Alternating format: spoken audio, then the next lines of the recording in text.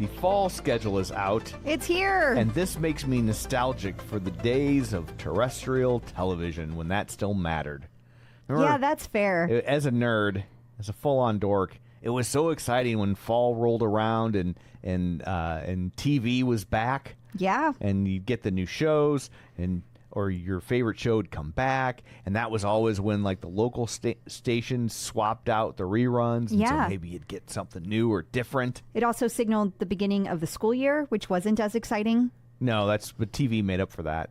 Okay. So we don't really have that anymore because TV's always coming out. That's true. The networks try to pretend like the fall season's a thing. They do, but I don't know that anybody pays attention to it because who even watches commercials anymore? Yeah. Like, how would you know unless they put it like a little banner at the bottom of your TV? It's just like, oh, there's just new TV. There's always new TV. Yeah. So, but Peloton's fall schedule is here. Well, and it changes every year, usually in the June timeframe, and then we have another significant shift, usually in September. Also, just let's plan ahead. There will be another one in January. Okay. So just expect these seasonal changes. But a couple of things that are standing out that are very different. This year, we are seeing all 6 a.m. Eastern classes gone. Yikes. Gone. They're gone. They have now been pushed to 6:30 a.m. Eastern. Any theory on what the logic is? People are not going to like my theory, but my theory is none of these instructors want to come in that early. And a lot of them have been around for a long time, and they are divas, and they don't want to come in. I know that is not a popular theory, but that is a theory. Okay. But also, let's say that that's not true. The other thing could be that they're trying to condense the workday so that if they have all the behind-the-scenes people, they have so many of those behind-the-scenes people, maybe they need to keep them more condensed in a smaller footprint. Right. You know? So that could be another option that is affecting it as well. So this is... people are they're a lot upset about it. Another big change, but this one is much more positive, in my opinion. Okay. Matty's Walk and Talk is back on a Friday, which means people will be in the studio. Thank God. Because Matty's Walk and Talk is an amazing class, and it deserves to have members in there because that gives them energy. Yeah, like if there's nobody in there, it's like he's just talking to himself. So walk and talk to yourself. Yeah, that's kind of weird. And he does it great. He has great energy either way, but it's got to be hard to pull that off, though. I would think. Yeah. I mean, he's past newscaster. I think if anybody can handle it, he can. Yeah. But I much prefer him to have all the supportive, enthusiastic people in the studio. So good for him. Absolutely. Another big change. Oh, there's more. There is rowing. Yeah, you're going to be rowing in the morning. There's only one oar now. No, but you do row in the morning, not so much at night. The nighttime classes are... Well, it's dark. It's dangerous. You get lost out there. They're in a studio, babe. Oh. Yeah, they're in a studio. All this time I thought it was a real boat. I've only been half listening.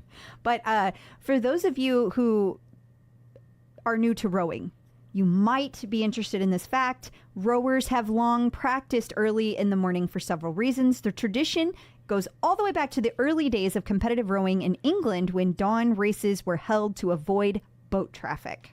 Oh, that makes sense. It does. Yeah.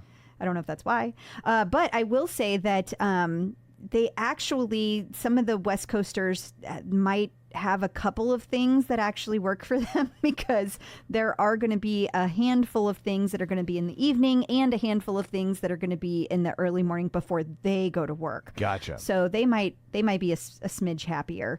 But at any rate, a lot of the instructors posted their new schedules on Instagram. Some did not. Some are just going to be fun for you to find over the next few weeks. And as they start getting back into the swing of things. So it's going back to my TV analogy. Mm-hmm. Some are like Cheers. It's always going to be on Thursday. Yeah. And some are like WKRP. They're going to move that thing around like crazy, and you're just going to have to hunt for it. Yep. And then eventually it won't be popular anymore, and it'll be because they moved it around all the time. That is accurate. Not that I'm not still bitter. Not at all. No. I can't tell that you are. Although I watched all of the seasons of WKRP, and some were better than others. Well, I think you're remembering So because I'm a completist. Oh, that's right. You made me watch the spinoff. The new WKRP. That was terrible. Which went straight to syndication. That was terrible. And it was pretty bad.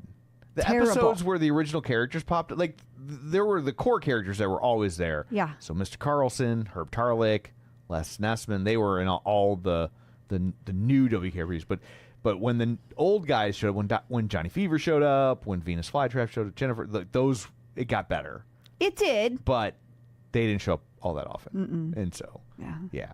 But the original core episodes. Don't get me wrong. It was nothing compared to the hell you put me through with Bosom Buddies. Yeah, Bosom Buddies did not hold up.